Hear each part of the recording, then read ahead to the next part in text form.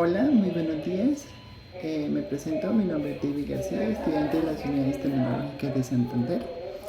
El día de hoy vamos a hablar sobre una herramienta máquina muy usada en mi carrera electromecánica. En la parte mecánica explícitamente es una parte donde este elemento, esta herramienta tiene un uso bastante amplio. Esta herramienta se llama torno, también considerada una máquina. ¿Para qué el torno? ¿Para qué sirve un torno? Un torno es una herramienta que nos sirve para realizar o maquinar piezas de revolución. Si una pieza tiene revolución, se puede maquinar a través de esta herramienta. Pero ¿cómo se realiza este procedimiento?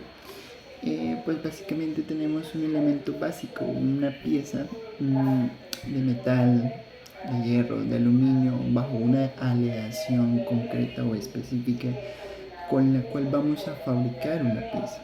Ejemplo, un tornillo. Entonces, de esta pieza base vamos a fabricar un tornillo. Para ello tenemos que empezar a realizar ciertos procesos con ciertas medidas para llegar a nuestro punto final, un tornillo. Para eso, nuestro torno cuenta con varios elementos que nos permite hacer este tipo de cortes en este elemento básico o en esta pieza base para llegar a un objetivo. Ya lo veremos más adelante. Existen varios tipos de torno, dependiendo también de las especificaciones de la pieza que vayamos a construir. Los que nosotros conocemos convencionalmente son los paralelos. Es un eje de giro o un eje de control que va a girar paralelo al corte o a la pieza a la que se le está haciendo el corte. Están los copiadores, que son tornos que se basan en un ejemplo o en un modelo para realizar la copia de este mismo modelo a diferentes escalas o en diferentes materiales. Esto es muy útil porque básicamente puedes crear, por ejemplo, una pieza en plástico de un material X, de una herramienta X, y lo copias en un acero. Tienes un material plástico, copias en un acero y simplemente el modelado es más automático y más sencillo. También están los tipos de torno revólver, con los que tienen la característica que pueden trabajar en una misma pieza varias modelaciones o varios cortes, varios procesos en una misma pieza, después de cuando la pieza lo permite. Automáticos, simplemente todo su proceso es automático, nada es manual, cosa que en el paralelo es una combinación de manual y automático. Están los verticales, que son básicamente los inversos a los paralelos, y que estos tienen una particularidad, que son para fabricar piezas grandes, mucho más grandes, y permiten un material o una cantidad de material mucho más extensa, y por ende puedes fabricar piezas de un tamaño mucho mayor. Y los de CNC son tornos asistidos por computadora. Estos tornos están hechos simplemente para generar algoritmos o bases de números, y con estos números estos CNC fabrican la pieza que necesites que fabrique. Las partes básicas de un torno: tenemos el cabezal fijo, que es la parte, ¿cómo decirlo?, que sí o sí va a estar ahí, no se va a mover, no tiene giro, no tiene traslación, simplemente se mueve. Es un cabezal que sí está hecho simplemente para estar ahí, no se puede mover. Tenemos un carro de herramientas. Este carro de herramientas o la mesa porta herramientas es un bloque que se mueve en todo el eje de giro del torno, y ahí es donde tenemos las herramientas de traslación, sea vertical, horizontal, paralelo o vertical al eje de corte, o también con un ángulo. En esta mesa de herramientas tenemos ese tipo de herramientas. También tenemos la base, comúnmente llamada la bancada. También tenemos mecanismos de avances que son, digamos que las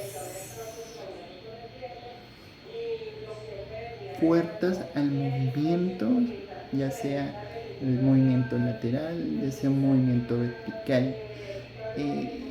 Más que nada son como palancas, imaginándonos un automóvil, una palanca que permite moverte hacia adelante o hacia atrás una cantidad específica o una medida específica, una distancia básica. También tenemos el cabezal móvil, que este sí es el que permite, este cabezal sí permite realizar movimientos. Este cabezal es el que sostiene la pieza con la que se va a cortar. El cabezal fijo es el que sostiene la pieza que se va a cortar. Entonces el cabezal móvil se mueve, valga la redundancia, respecto a lo que queramos cortar para cortar o modelar la pieza que está en el cabezal fijo. Un ejemplo para explicar este tipo de cortes o este tipo de procesos, vamos a hacerlo con el ejemplo de un proceso de mandarinado, que básicamente es hacer un corte estilo circular o un perfilado circular dentro de una pieza. Este corte se realiza dentro de una pieza. Si tenemos una pieza básica en donde ya hicimos de pronto una estructura en la parte superior, pero necesitamos que toda esta parte superior se establece o la podamos conectar, para ser más concretos, a una parte fija. Necesitamos que todo esto, lo que está afuera, esté sujeto a un elemento más de nuestra máquina. Necesitamos generar un hoyito, por ejemplo, en donde ese hoyito va a ser el encaje en nuestra pieza principal. Entonces tenemos esta copa que necesitamos encajarla aquí. Para eso necesitamos que esta copa tenga esta medida o la medida específica para que entre en nuestra pieza básica. ¿Cómo generamos este agujero? A través de un mandarinado. Entonces, este mandarinado consiste en que, como todo esto es un bloque que ya tiene una construcción superficial, nosotros vamos a empezar a perforar este bloque desde el centro. Empezamos haciendo puntadas. Lo podemos hacer con un taladro pequeño, vamos aumentando el tamaño hasta que tengamos el tamaño inicial con el cual queramos perforar toda la pieza. Después de que tengamos el tamaño inicial, simplemente hacemos que nuestra pieza de corte gire constantemente y con un avance constante para que consuma todo el interior que necesitemos o consuma todo el material que necesitemos, que consuma, valga la redundancia, para que quede hueco o que el espacio que necesitamos. Si necesitamos diferentes tamaños, comenzamos con el tamaño menor. Si yo necesito que en el fondo de la pieza haya un orificio de un tamaño específico, pero que vaya aumentando a medida que va saliendo o va llegando al final, comenzamos haciendo todo el corte o todo el avance en el tamaño menor y vamos aumentando, valga la necesidad que tengamos. Ese es el proceso de mandarinado. También tenemos, para sujetar este tipo de piezas en nuestros tornos, tenemos, digamos que, varias formas de hacerlo. El torno se presta para tal cosa.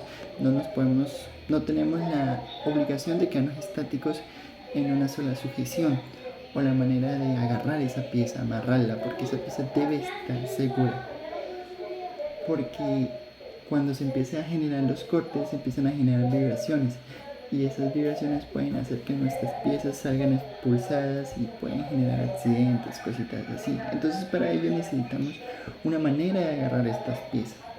Las básicas las más comunes están la sujeción estándar, que básicamente son que nuestras bridas o las bridas o la cantidad de bridas que tenga nuestro torno se muevan al mismo tiempo. Si yo aprieto una, se aprietan todas al mismo tiempo. Esto es ideal para sujetar piezas uniformes, simétricas, en donde necesito que agarre toda la pieza de la misma manera, ¿sí? Pero también está la sujeción independiente. Estas mismas bridas se pueden mover unas en función de otras de manera diferente. Quiere decir que si una aprieta de más, la otra aprieta de menos, o tiene un anchor diferente, una medida diferente de apriete. Esto se presta para sujetar piezas irregulares, no necesariamente esféricas, cuadradas o rectangulares. Entonces, con piezas irregulares puedes generar un apriete a una distancia con respecto al centro, a una distancia mayor, y de otro lado a una distancia menor. Esa sería una sujeción independiente. También está el plato híbrido, que es para agarrar o sujetar piezas de pronto de un tamaño más largo. Digamos que necesitas un control sobre una pieza un poco más delgada o más corta, pero mucho más larga, entonces se presta para esto.